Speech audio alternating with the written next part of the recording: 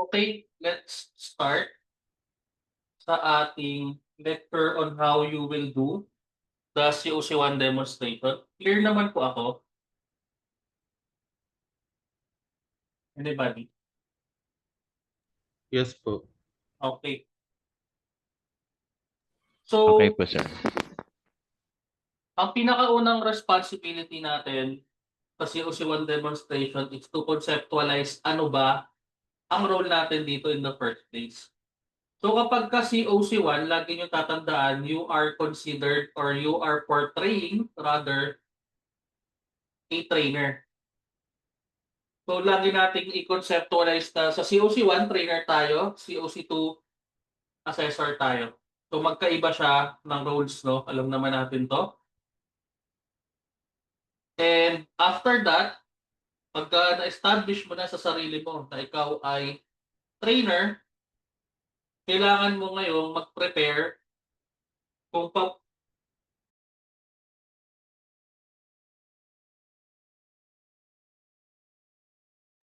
sorry, kailangan mo ngayon mag-prepare kung paano mo gagawin yung COC1 demonstration. So you have to have all of the necessary tools, materials, and equipment that you're gonna use during the demonstration. Na tayo, kapag ka tayo po ay magde-demonstrate na, hindi na po tayo maghahanap pa kung ano yung mga kailangan natin. Ipopost pa yung demonstration para lang po hagilapin yung mga kulang. Okay? So ano-ano yun?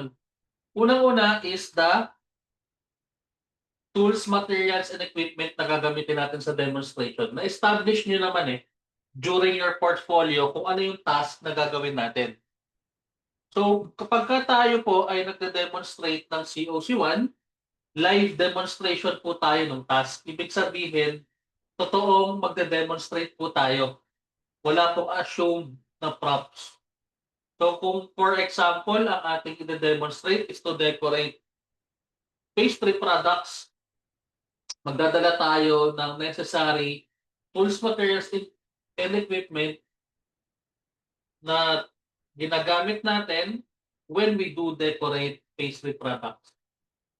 So, ingredients nandyan, yung pastry product na i-decorate nandyan, plating nandyan, yung kung kailangan ng pipe bag for the icing, yung mismong icing.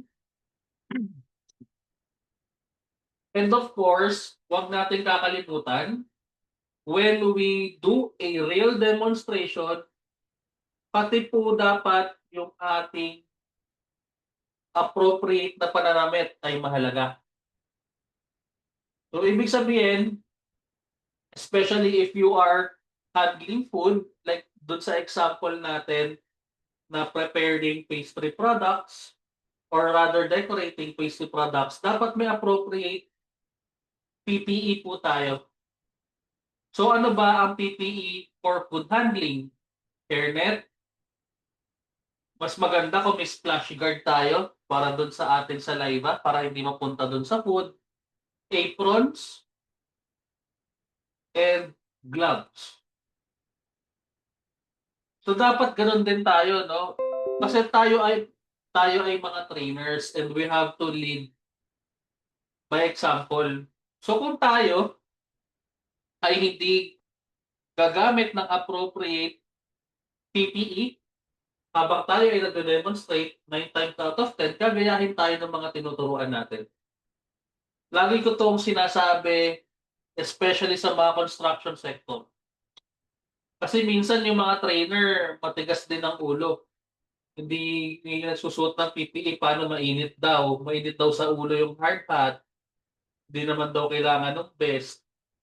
Ang bigat daw ng steel toe shoes. Paano tayo gagayahin ang ating mga tinuturuan kung tayo mismo hindi natin ginagawa kung ano yung nararapat? So during your national assessment, when you do COC1 and COC2 demonstration, you're gonna have to have proper attire depending on your qualification. Naintindihan ko before we continue?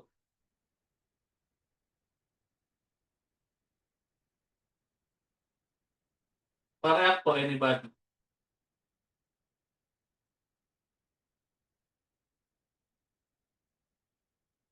Hello? Naintindihan po, sir. Alright. Yes po. Okay. So after that, kung mapapansin nyo, maraming nakapascale na areas doon sa shot ng video. So mayroong distance learning area, learning resource area, quality control area, etc. So kailangan nyo po kasi ipascale yung 9 CBT areas at ganyan nyo po siya ipapascale. Isang bond paper or A4 paper, isang area. This is just a signification ng each of the areas na ating gagamitin at i-appropriate when it comes to your COC1 demonstration. So of course, depende yon sa ipapagawa or function ng mismong area. So kapag ka nagpapademonstrate, nasa practical work area. Kapag ka magbabasa ng information sheet, nasa contextual learning area.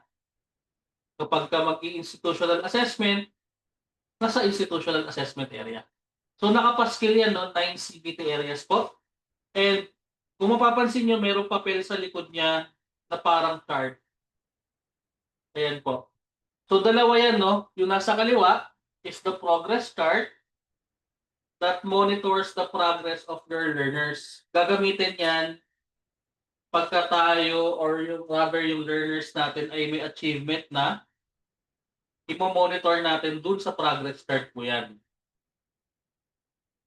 The training activity matrix naman will serve as a guide for us, trainers, on what to actually do during a training session. So nakapaskil din po dapat yung dalawang yan. Kahit po isang set lang ng 9 CBT areas, training activity matrix, tsaka progress chart for all 10 candidates sa isang araw, wala na pong tanggalan. So for example, si candidate number 1 nagpa-skill na, huwag nyo na pong tanggalin para pupalitan pa nung next na gagamit or magda-demonstrate. Okay lang po na generic yan at pare-parehas po. Naintindihan po? Yes, sir. Okay po. Lastly, dapat, of course, prepared na yung ating presentation. Ibig sabihin, yung laptop natin nakakonect na sa projector or sa smart TV, kung ano po yung available sa ating assessment center, at naka-project na or nakikita na. So, yun po yung lahat na kailangan i-prepare before starting the COC1 demonstration. So, sa COC1 demonstration po, nangyayari yan ng kalahating oras or 30 minutes. So, yun.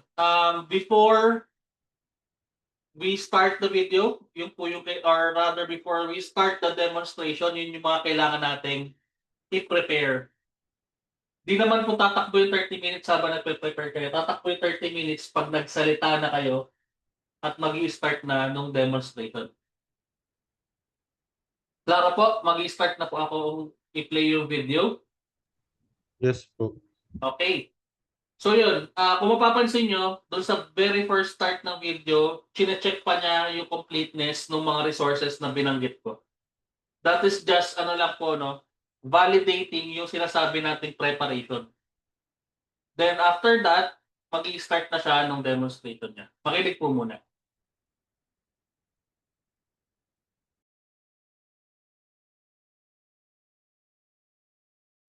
Calculator, journals, pencils, ballpens, erasers, staple wires, stapler, envelopes.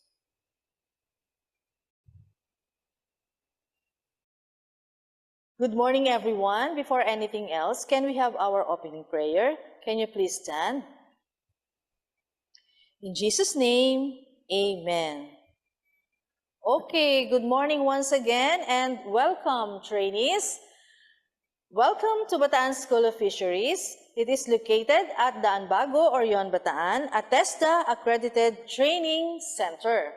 So Bataan School of Fisheries is a technical vocational institution which undertakes specialized training for TESDA-accredited programs such as Food Processing NC2, Aquaculture NC2, and many others. And my name is Raquel Belmonte, and I will be your trainer for Bookkeeping NC3. Okay, now let me first check your attendance. As I call your name, please say present. Mr. Cruz? Present, ma'am. Mr. Dizon? Okay. It's amazing to see my drawings come to life. I love that animation allows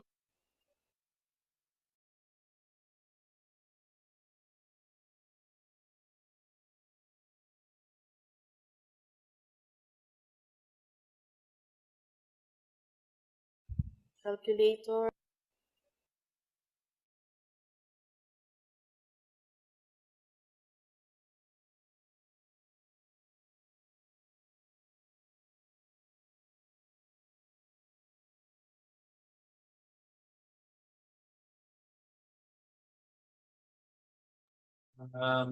Maglilipat lang po ako ng account para wala na pong ads. Pantay lang po. So, sige, habang nag-aantay, makinig na lang din po muna. So, ang pinakaunang gagawin natin is, of course, the pleasantries and welcoming of your trainees to the program and the training center na rin. So, ang masasabi ko dito kasi usually, ang nakikita kong problem with this part is the length kung paano dinidiscuss yung ating school background. Kumukonsumo talaga minsan ng oras sa pag-explain ng school background ang mga nagsi-COC1 demonstration. Ganun lang po dapat kasimple ang COC1 demonstration. Ang school background, sorry. 1 to 2 sentence will do. Kasi ang nangyayari, humahaba yung school background when it comes to the overall demonstration kasi may totoong eskwelahan. Ngayon, kung may totoong eskwelahan, ang tendency niyan is gagamitin talaga kung ano yung background ng school na pinapagamit ng eskwelahan mismo. Eh yung background ng school na pinapagamit ay maraming laman. May mission vision pa, may organizational chart pa, etc. Hindi po kailangan yun. Ang kailangan lang po natin is a brief school background. 1 to 2 sentences will do. Para lang po, kumbaga, maging realistic ang ating COC1 demonstration. At si school background naman po ay wala po talagang puntos when it comes to the COC1 demonstration. All you have to do is to simulate realism when it comes to COC1 demonstration. Yun lang po ang dahilan kung bakit lang po siya nandyan. Wala po siyang bearing. So, huwag natin bigyan ng masyadong oras ang school background. So, of course, after welcoming your trainees to the school, welcome din natin siya sa program or sa qualification. So, kung ano man yung inyong qualification, i-welcome natin siya doon. And of course, standard stuff naman, we do attendance checks. Okay? Let's continue. So now, I will administer the pre-assessment tools. So before starting the orientation, magkakaroon tayo ng tinatawag na pre-training assessment. So kung naalala po natin, when we start the training, bago tayo nag-orientation, nagpa-pretest po ako sa inyo. Yan po yung purpose niyan. So, when we do pre-training assessment, ang purpose niyan is to gauge the current knowledge and skills of your trainees with regards to your qualification para alam natin ano ba yung background nitong mga trainees natin at ano yung mga learning preferences nila. Kasi mahalaga po yun, no? Kapag tayo ay nagtuturo na, excuse me, pag tayo ay nagtuturo na, kailangan natin kilalanin ang ating mga tuturuan. So, tatlo po ang aspeto ng pre-training assessment ang kailangan natin maipakita. Yung pag-explain ng purpose nito, makikita niyo naman po kung paano niyo in-explain. Yung mismong pag-aabot or pagbibigay or pag-administer ng pre-training assessment po sa ating mga estudyante, pangalawa. At pangatlo, pagbibigay ng resulta sa pre-training assessment. Makinig po kung paano niyo ginawa. I have here data gathering tools. This is just for me to know a little about your background, knowledge, and experiences so that your training will be customized and individualized according to your needs. Please pass. I will give you 20 minutes to answer. Okay, time's up. You're done. Can I have the paper, please? Thank you. Next is the self-assessment checklist. This is just for me to know if you have relevant competencies related to the qualification. So please answer this. I will give you again 20 minutes to answer. Okay, are you done? Please pass. Thank you. Okay, so based on the forms that I have here, it seems that Mr. Cruz has relevant experience on the bookkeeping NC3. Mr. Cruz, do you have your certificate with you? Can you please bring it tomorrow? Okay, so now I will give you your pre-test or diagnostic test. But don't worry about this test because this is a non-bearing test. This is only to test your prior knowledge about the qualification. Okay, just read the questions carefully and answer the appropriate boxes. Okay, you may start now.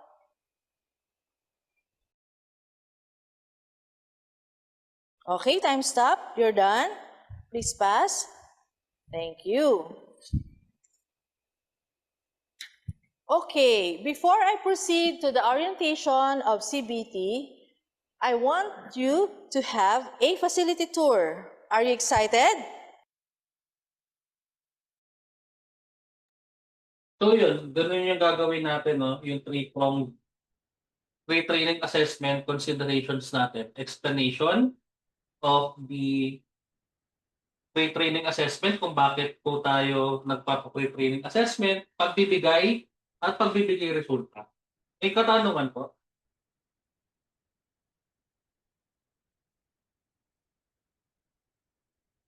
Yes po, question. Sir, regarding dun sa yung language, required po ba na English talaga? Okay, so clarify natin po ito. Kaya po English yung ginagamit nung nagde-demonstrate dahil bookkeeping NC3 po siya at ang lengguwahe po ng bookkeeping ay English. So kung ang tanong natin kung ano po ang gagamitin language, kung ano po ang lengguwahe ng inyong qualification. So kung Taglish tayo at malamang po, madalas naman po Taglish yan, wala pong problem sa lengguwahe. Okay, sir. Thank you po. Ayan, so after that, magpa-facility tour daw siya, pero ako hindi ko na pinapagawa yan, no? Hindi ko na siya pinapagawa. This is where the Hindi na po kailangan dahil meron naman pong layout or shop layout ng inyong facilities. So kahit doon na lang po tayo mag-base doon sa presentation po natin, doon na lang natin explain, huwag na po natin palibutin ang ating mga training. and master your competency. Okay, do you have questions about the facility?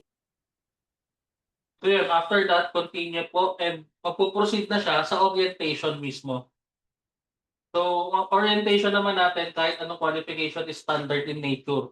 Orientation po kasi ito ng competency-based training, lahat naman po tayo ay saklaw ng competency-based training. So, makinig po mo. Please. Okay, Nan? Okay, so please go back to your seats and let us proceed to the orientation of CBT. So what is competency-based training orientation? So here are the points that I'd like to share with you. First is the qualification overview, definition of CBT, 10 principles of CBT, comparison between traditional teaching and CBT, the roles of CBT trainer, the roles of CBT trainees, and the competency-based learning materials. So for the qualification overview, Bookkeeping NC3 is under Health, Social, and other Community Development Services sector. The Bookkeeping NC3 qualification consists of competencies that a person must achieve to enable him or her to journalize transactions, post transactions, prepare trial balance, prepare financial reports, and review internal control system. And once you are competent with this qualification, you can land a job as accounting clerk or bookkeeper. So Bookkeeping NC3 has 6 basic competencies such as lead workplace communication, lead small teams, develop and practice negotiation skills, solve problems related to work activities, use mathematical concepts and techniques, use relevant technologies. And we have 4 common competencies: apply quality standards, perform computer operations, maintain an effective relationship with clients and customers, and manage own performance. And for the common competencies, we have 5 core competencies. First is journalize transactions, post transactions, prepare trial balance, prepare financial reports, and review internal control system. So what is competency-based training? It is a training delivery approach. So basically, magpo-provide ka lang ng qualification overview or kung ano yung nilalaman ng isang qualification. So after that, magpo-focus ka na sa competency-based training. So dalawa lang po ang mahalaga sa competency-based training na orientation. Yung 10 CBT principles tsaka yung CBT process flow, yung may chart po, may flow chart. Yun lang po ang mahalaga. Pakinggan po natin kung paano po niya ito i-discuss. Approach that focuses on the competency development of the learner as a result of a training. And what are the 10 principles of CBT? So the learning is competency-based or modular in structure. So we let the learner become competent on the first competencies before moving on to the next competencies. Next, the training delivery is individualized and self-paced. So we let the learner learn by himself, or it is learning by doing.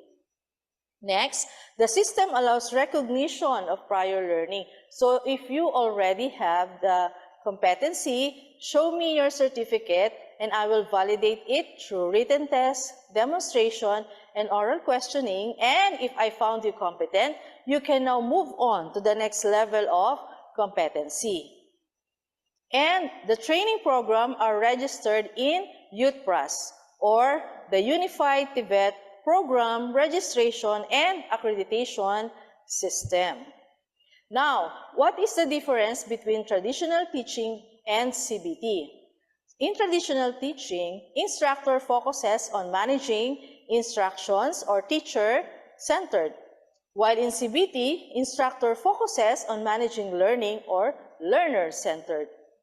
And in traditional teaching, students enter about the same time. And in CBT, students enter at various times throughout the year. So in simple context, traditional teaching is teacher-centered and CBT is learner-centered. And what are the roles of trainer? What are my roles? So I will serve as a team member to determine what is to be learned. I will also motivate you. I am your motivator. I am the facilitator of learning. I am the role model for desirable habits, attitudes, tasks, and performance. I am also the evaluator of your achievement. I am also the doctor that diagnoses and solves learning problems. And how about the roles of trainees? What are your roles? So trainees may choose how they want to learn individually, whether on one-on-one basis, in a small group, or large group. And trainees are responsible for what they learn and when they learn it. Trainees decide when they are ready to perform each task. And trainees compete against prescribed job standard and not against other students. Okay, trainees evaluate their own progress, and trainees learn according to their interests, needs, and abilities. And here's the CBT process flow chart. So when the student enters the program, the student selects the competency and receives instructions. He will also receive learning package, materials, manuals, and many other things that he needs for the training. And the instructor observes performance. The instructor rates performance. And if it is satisfactory and he became competent, he may exit the program. If not, he can go back and review and master the competency. Okay, do you understand? So what is CBLM? Competency-based learning material is a well-designed and carefully developed learning material that gives trainees detailed instructions to guide them through the learning process. So what are the contents of CBLM? First, we have the preliminary pages. And now let us focus on the most important, which are information sheet, which is the content of learning activities, the self-check, which is the immediate assessment, the answer key, which is the immediate feedback or self-check, task sheet, operation sheet, job sheet, they are all performance tests. And lastly, we have performance criteria sheet. This is where the task is being rated, the job sheet, and the performance sheet. And for the methodologies, we use self-paced or modular, demonstration or presentation, and structured learning exercise. For the monitoring tools, we have the progress chart and the achievement chart. So you can see here that we have the achievement chart and the progress chart. And we also have the training matrix. So the training matrix, this will be our guide for the whole duration of our training.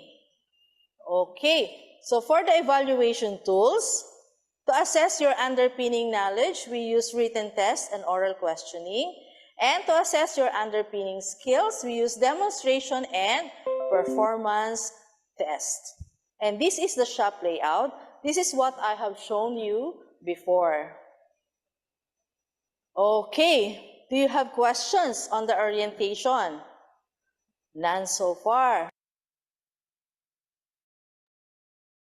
So, yan po yung orientation, no? So, maraming topics yung na i-discuss niya, pero all is in your templates naman on the COC1 demonstration presentation. So, binigay ko naman sa inyo po yung COC1 demonstration na PowerPoint ko. No? Lahat naman ng binanggit niya ay nandun sa PowerPoint na yun at hindi niyo po kailangang galawin po yun. As is na po dapat yun. At the same time, ulitin ko po, ang mahalaga lang po sa CBT orientation is the 10 CBT principles and the CBT process flow. Yung iba pong nabanggit ay part lang po talaga ng orientation when it comes to CBT pag tayo po ay mga trainers na. Ang mahalaga po, once again, is the 10 CBT principles and the CBT process flow po. So after you do the orientation, ang next na mangyayari since tapos na yung orientation is magde-delegate na tayo ng tasks. So based dun sa result ng inyong pinagawang pre-training assessment, dalawang klaseng training po pala ang meron tayo sa ating demonstrator. Para po magkaroon ng micro-teaching po na tinatawag. So anong klase po ang training na yan? Yung isang trainee po has no prior knowledge. Ibig sabihin, mag-i-start pa lang siya talagang mag-aral. So mag-i-start siya from the beginning. Si isang trainee naman po natin has prior knowledge na, and coincidentally, ang isang core competency na lang na hindi niya kayang gawin ay yung core competency pong napili ninyo. Bakit? Kasi once na maturo mo na sa kanya yung core competency na napili ninyo, nagawa ng task or ipakita dito sa COC1 demonstration, since yun lang po ang kulang niya, in theory, makakatapos na siya ng training para mag-end yung COC1 demonstration po ninyo. Naintindihan po yun kung bakit ganon? Anyone?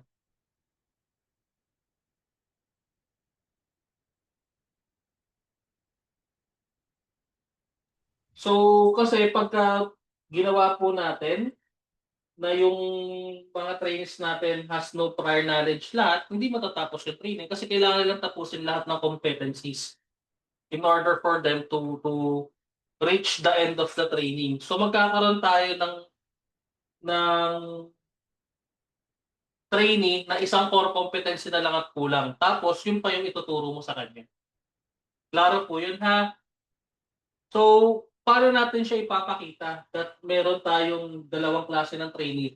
Through the results of the pre-training assessment. Parang magpo-provide ka ng feedback on the results of the pre-training assessment at base doon sa result na yon, magde-delegate ka na ng tasks na of course dapat magkaiba doon sa dalawang trainee mo na hindi parehas yung knowledge when it comes to your qualification. Pakinggan natin kung paano niya i-hiwalay itong mga or paano siya magpo-provide ng micro-teaching. Okay, so that's all for today. Thank you for listening and see you all again tomorrow.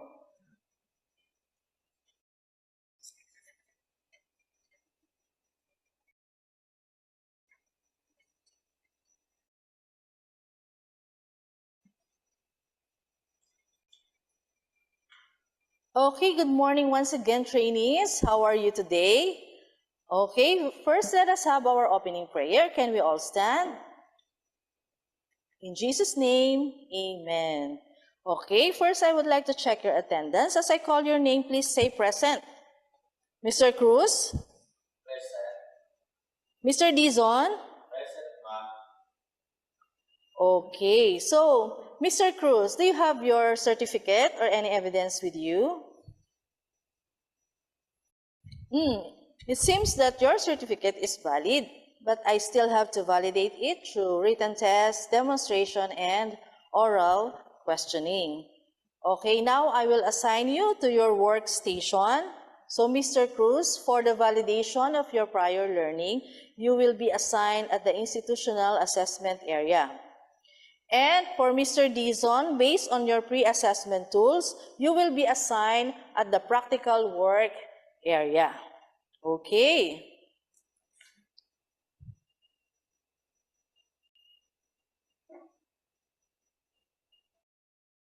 Okay, Mr. Dizon, this is our practical work area, and I want to show you a PowerPoint presentation on preparing trial balance.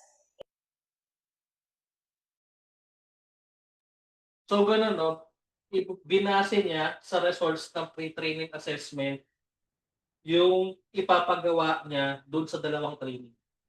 So after niyan, pinaghiwalay niya yung dalawang trainee at nag-focus na siya doon sa trainee with the prior knowledge para ang may demonstrate mo na is learning methods doon sa napili mong task.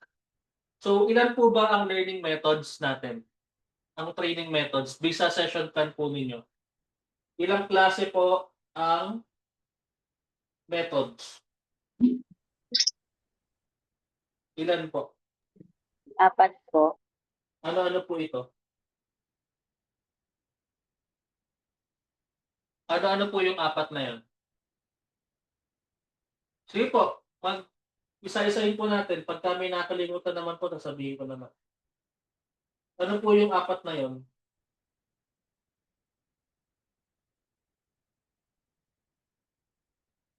Demonstration, sir. Observation. Demonstration and observation is basically the same thing. So, isa, demonstration. Ano pa po? Video presentation. Ano po? Isa-isa po.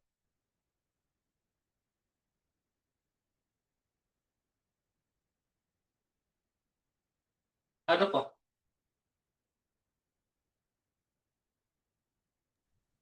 Written evaluation. Nagtuturo tayo ha, hindi nag-a-assess. Discussion pala, sir. Okay, dalawa, discussion. Ano pa?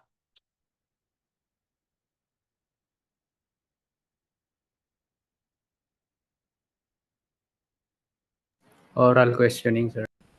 Nagtuturo tayo, sir, hindi tayo nag-evaluate. Self-study, sir. Okay, ang term natin for self-study is individual study. Individual study. Sige, yung pang-apat is yung yung video presentation.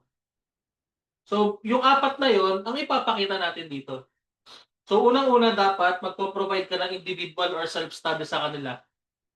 Nakalagay yan sa session plan ninyo. Ang pinakauna, di ba, is individual study. Anong gagawin doon? Read information sheet 1.1-1, answer the self-check, and compare answers to the answer key. Nakalagay yan sa session plan nyo. Ibig sabihin, kung ano yung nakalagay sa session plan, yun po ang gagawin dito sa COC1 demonstration. So, pinakauna, you will let them read the information sheet, let them answer the self-check, and compare their answers to the answer key.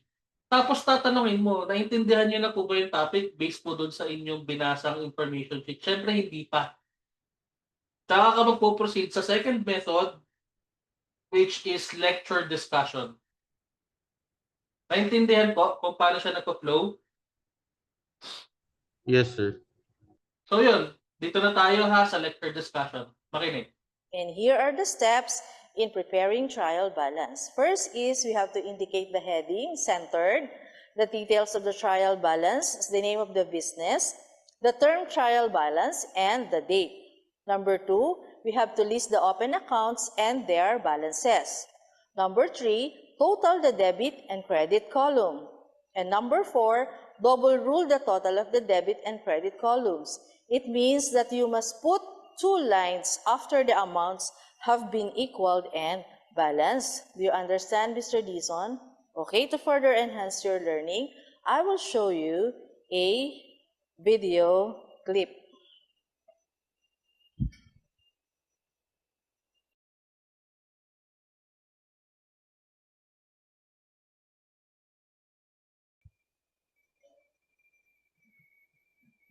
Accounting cycle step 4.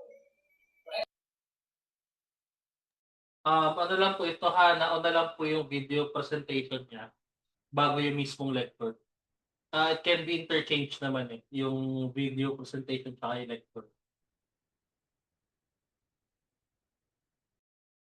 Preparation of trial balance. So tapos na tayo sa step 3, which is posting of journal entries to the ledger. Ngayon, magpo-proceed tayo sa step 4, preparation of trial balance. The trial balance is a list of all accounts with their respective debit or credit balance. Okay, so Mr. Dizon, did you understand now how to prepare trial balance?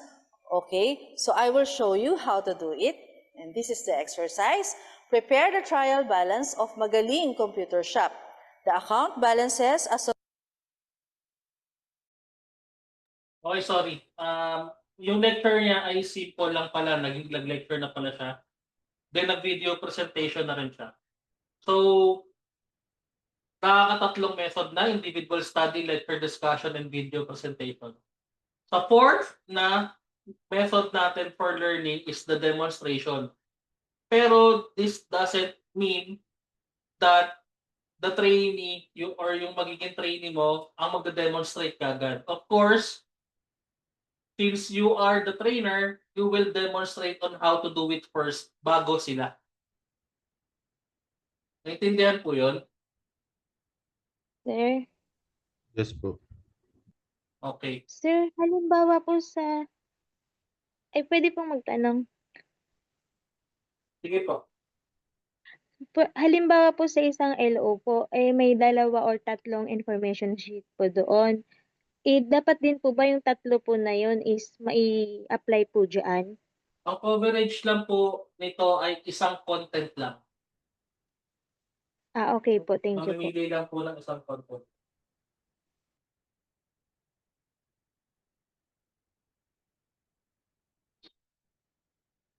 So, ang mangyayari is you will do the demonstration first at you will provide a real demonstration.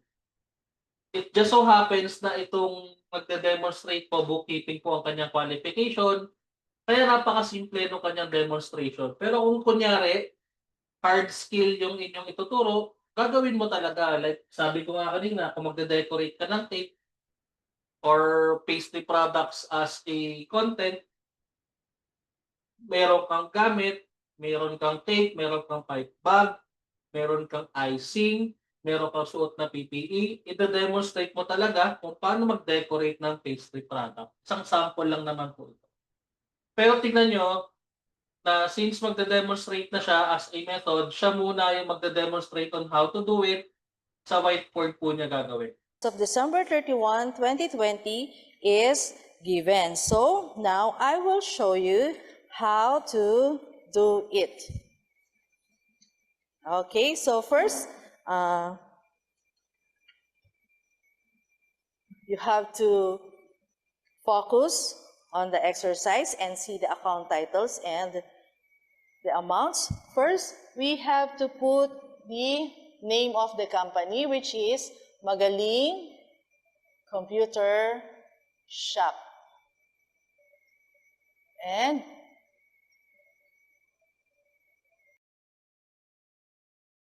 the heading, which is trial balance, and the date as of December 31, 2020.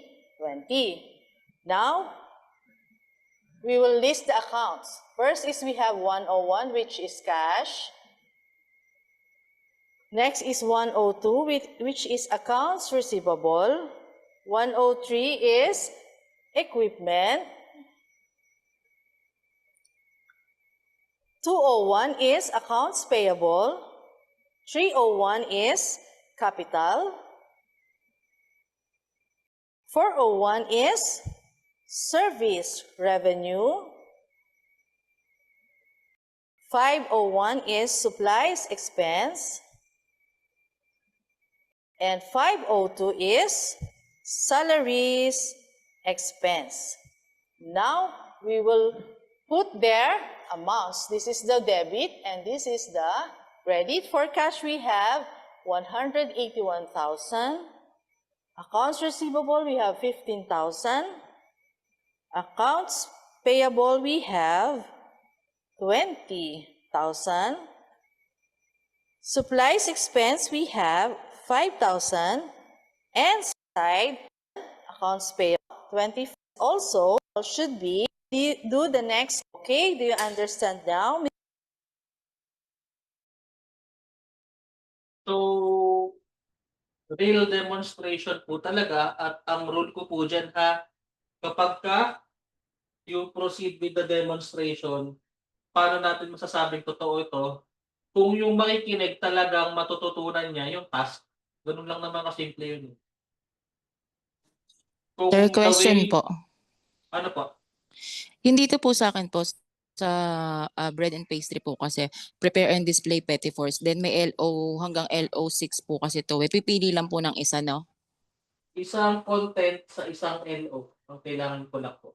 Kunyari po yun sa LO5 po yung pipiliin ko, display petty fours. Yun po yung ide-demo ko. Isa lang po sa display petty course ang inyong, di ba, punta ka sa session plan mo. Sa Yes po, LO dito po mo, ako ngayon, sir. LO5, display Apo. petty course, ilan ang learning content mo? 3 po. Ano-ano po yun? Identify principles of food presentation and display, prepare platters, trays, serviceware for petty fours, and then yung last po is packaging petty fours under the appropriate condition until service. Yung pangalawa po ang piliin nyo. Yun lang po ang, yun lang po. Okay po. Okay po, sir. Thank you po.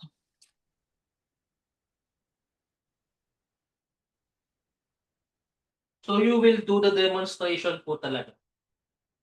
Ang punto ko na dapat the effective way of doing a demonstration or teaching a topic is kahit sinong makikinig sa'yo at kung magbibigay lang ng attention sa'yo, matututunan din niya yung tinuturuan mo. Hindi yung sinasimulate mo lang kung ano yung demonstration na kunya-kunyarian lang. Hindi po. Hindi po tayo nagtuturo na kunya-kunyarian lang. Alam natin demonstration lang to. Pero of course, you have to demonstrate it as really as you can. Naintindihan po?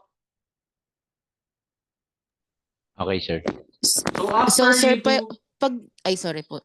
Sige Sir, po, doon po sa demonstration na kunyari po ang pinili po namin is yung pre-recorded, i-demo na din po namin doon. Kasama na po doon. Sa ipapasa po sa inyo, sir. Yes po. Okay po, sir. Thank you. Ma'am, pagka magtatanong po, raise hand muna ha, tapos i-address okay. ko. Ha? Salamat. Okay po, sir. Thank you po. Okay. So, after you do the demonstration, in theory, dapat natutunan siya nung kausap mo na trainee, di ba? So, si trainee, ida-demonstrate na niya yung ginawa mo rin. So, ano naman ang gagawin mo habang nagde-demonstrate si trainee? You evaluate their performance. So, talaga magka-act out ka while they are doing the demonstration. Magre-rate ka kunyari sa isang papel, nagno-note ka ng kanyang nagawang tama, ano yung mga kailangan pa niyang improve and whatnot. So you will let them do the demonstration and you will actually simulate evaluating their demonstration. Ay, panoorin po natin kung paano. Mr. Cruz, so can you do the next activity? Prepare the trial balance of Masipag recruitment. The account balances as of June 30 is given. So I will give you your paper. You want to answer on this paper, and do you want to do your output in the computer? You may proceed to the computer laboratory, but if you want to do it in here, you can stay. Okay.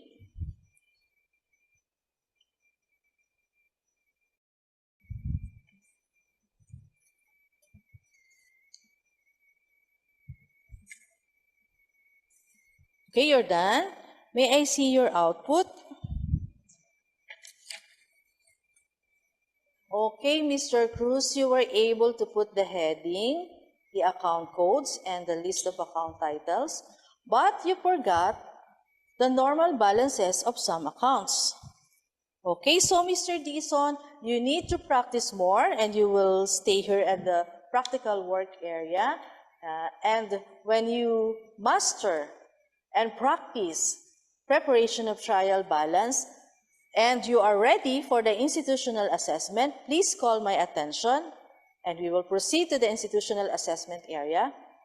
And you may find me at the Trainers Resource Center or area if you have questions.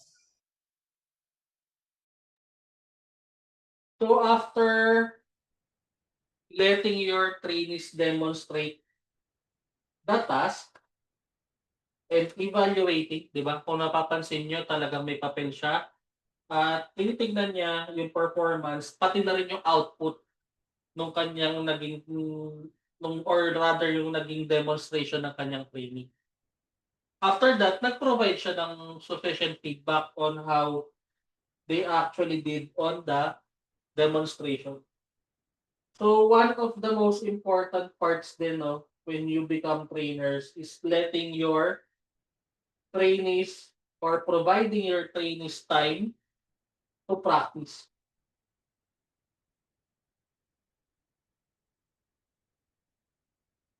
Kasi hindi naman nila magagawa yan ng perfect the first time eh. Tama? There's always room for improvement. But of course, through repetition, nag-i-improve naman po ang competencies ng isang tao. So, once you are done with all of the methods for the learning, ulitin ko, yan po yung individual study or yung self-study kung or yung self-paced instruction na inyong binabanggit. Yan yung information sheet, self-check, answer key, isang method po yun. Pangalawa, lecture. Pangatlo, video presentation. At ito po yung pang-apat, demonstration. Madidim natin yung ating training na pwede na mag-undergo ng institutional assessment. Kaya po niya nabanggit na mag-practice ka lang dyan and whenever you are ready, try po natin mag-institutional assessment para mag-progress yung inyong demonstration. Pupunta siya sa institutional assessment na. Naintindihan po? Wala po tayong katanungan. Wala naman, sir. Sige, let's continue sa institutional assessment. Okay? But if you want to do your output in the computer, you can proceed to the computer laboratory. Okay? Thank you.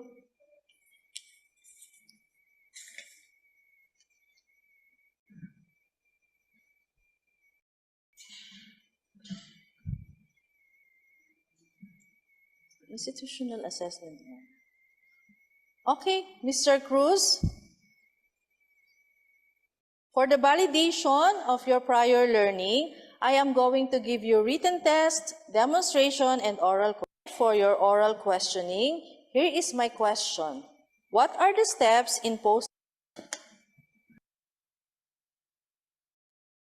And-skip ko yung part na yun kasi institutional assessment din siya, pero hindi yung trainee na ito ang kausap niya. Di ba may ibang tao to eh. So ito yung may prior learning pa. Wag na natin gawin tong part na to dahil komplikado pa pag dalawang beses ka mag-institutional assessment sa dalawang tao.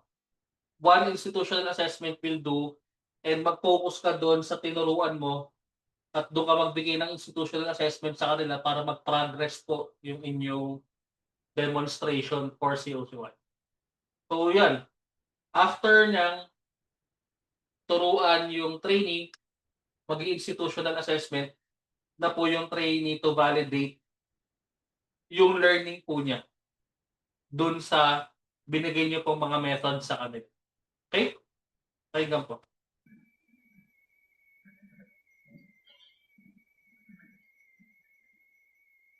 Okay, Mr. Dizon, how is your practice? Good, okay. Are you ready now for the institutional assessment? Okay, can we move now to the institutional assessment area? Okay, Mr. Dizon, this is our institutional assessment area. You will undergo written test, demonstration, and oral questioning. Okay, for the written test, here is the 30-item question. Can you please answer this in 30 minutes? You may start now. Okay, you're done. Can I have the paper? And for your demonstration, given are the list of account titles and general ledger of Golden Company. Can you please prepare trial balance as of June 30, 2021?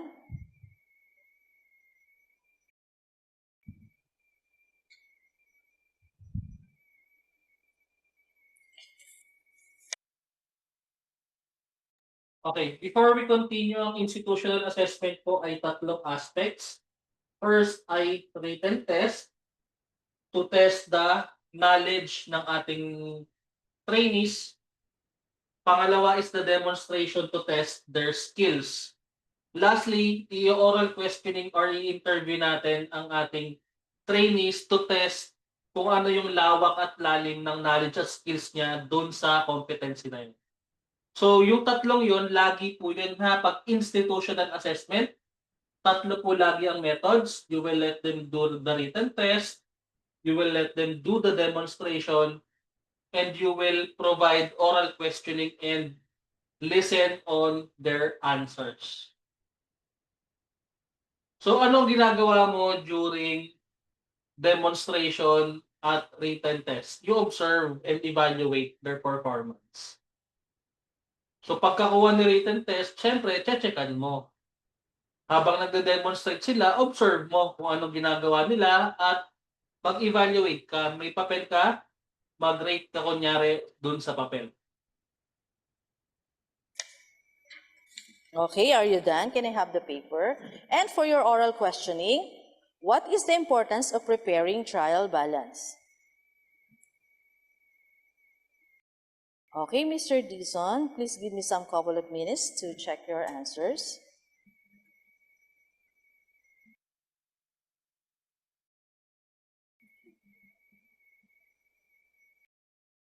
Okay, Mr. Dizon, based on your written exam, you answered all the questions. So after all of the assessment methods, magpo-provide ka ng feedback sa kanyang performance on the institutional assessment. Ang pagpo-provide dapat ng feedback is per method. Magpo-provide ka ng feedback sa written test, magpo-provide ka ng feedback sa demonstration, magpo-provide ka ng feedback sa oral questioning. By the way, yung oral questioning, di ba nagtanong siya tapos hindi sumagot yung trainee? When you do COC1 demonstration, dapat yung trainee nyo sasagot talaga at dapat tama yung sagot niya. I mean, maririnig talaga dapat yung sagot. Naintindihan po?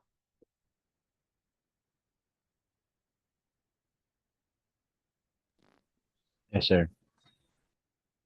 May question po, Balagtas? Sir, doon sa sa COC1, may dala rin po ba kaming parang kasamang trainee rin na parang Okay. magde-demo? Ginroup ko po ba kayo, guys? Di ko lang maalala. Ginroup po kayo into pairs or groups of 3? Wala po. Hindi po. Sige, ang nangyayari ganito na lang mangyayari dyan. During your national assessment, di ba, candidates kayo, 10 kayo sa isang araw na magpapa-assess. Tama po? Yes po. Usually, ang mangyayari po dyan is kung candidates nyo po yung mag-act out as trainees. Okay, sir. Sige. So, the best way to do it is ngayon pa lang mag-pair up na kayo. Groups of 2 or preferred ko groups of 3. Kayo kayong magkaka-participant po dito sa TPTAP class na ito. Maghanap po kayo ng groupings. Ang preference dyan is same qualification para nagkakaintindihan po kayo. Clear? Sir, pwede kayo na lang mag-group? Or Hindi ko kasi kabisado yung mga qualification ninyo eh. Sige, bukas tayo mag-grouping. thank you. Hanapin ko lang kung nasan yung listahan ng mga qualification po ninyo. Okay, continue na lang po muna natin yung demonstration. Correctly. And in the demonstration, you've got 19 over 20. And in the oral questioning, you were not confident in answering the questions, but your answers were all correct. And with that, I found you competent. And I am now awarding you your certificate of achievement. And we will upgrade your progress chart and your achievement chart. Okay, so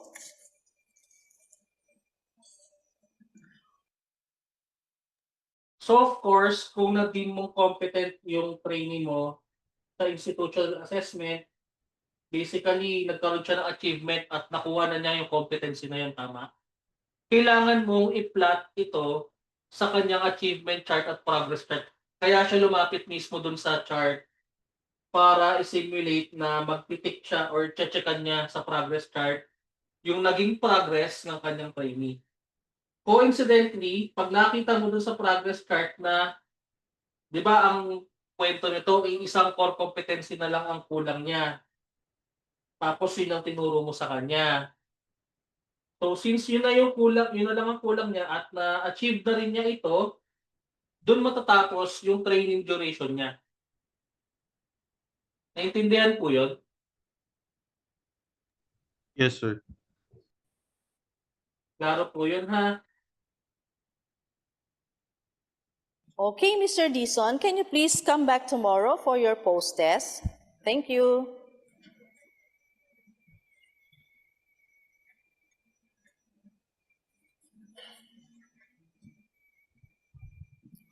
Okay, good morning, everyone. How are you today? Okay, so congratulations. You have done all your competencies in bookkeeping NC3. Now I will give you your post-test. Here's the specific instruction for your post-test. Can you read it? Okay, can I have now your post-test? You are done. And now I will give you the trainee evaluation form. Please fill. So yun, after niyang, technically, di ba, tapos na siya sa training kasi lahat ng competencies na cover niya. So standard stuff, magpo-provide kayo daw ng post-test. And of course, yung post-test naman po, ang kahalagahan naman po dyan is actually yung progress ng trainees, no? So more on reflection po yan nung training. Then after that, since nag-end na siya ng program or ng training po sa inyo, the very last thing that you're gonna do din po sa inyong mismong COC1 demonstration is to actually let them answer what we call the training session evaluation form. Kasi di ba pagka nag-end ng training naman ang isang program, papa-evaluate po si trainer ng kanyang sessions. Kung meron pa po ba siyang kailangang improve, what are the positive points, ano yung mga pwedeng i-improve nga, at kung ano yung recommendation din ng kanyang mga trainees for the trainer to actually improve on. So yun yung pinaka-last part ng COC1 demonstration. Klaro po? Fill out this form. The purpose of the evaluation is to identify the areas of improvement of the training center and also for us, your trainers. Okay, you're done. Please pass. Thank you.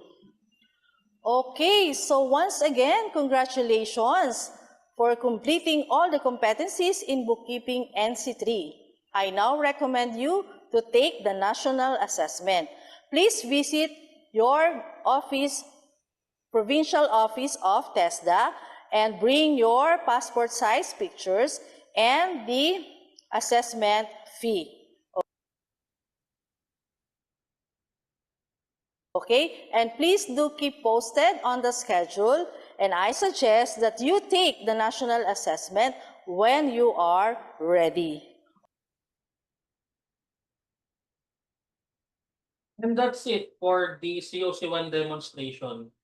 So lahat po na yan ay gagawin ninyo within 30 minutes. May question po? None, sir. Alright.